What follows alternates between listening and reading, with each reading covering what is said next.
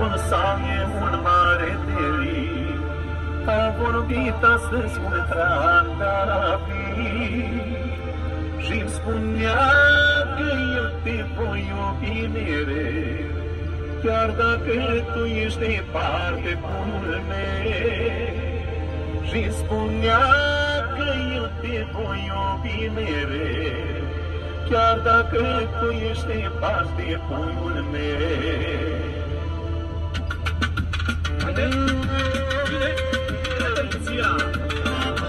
Datorită vouă, prelucrările mele au devenit adevărate. Vin acum cu o piesă macedonească la care îi pun un text românesc. Și bineînțeles, pentru toți românii de pretutine!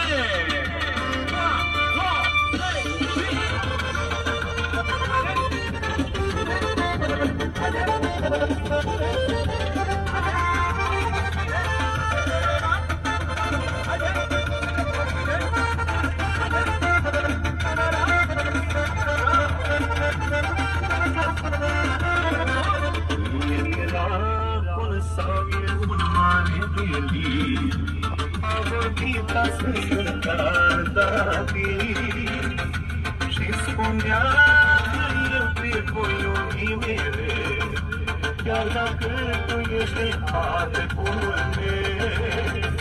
Și spunea că eu te voi iubi mereu, chiar dacă tu ești departe, bunul meu.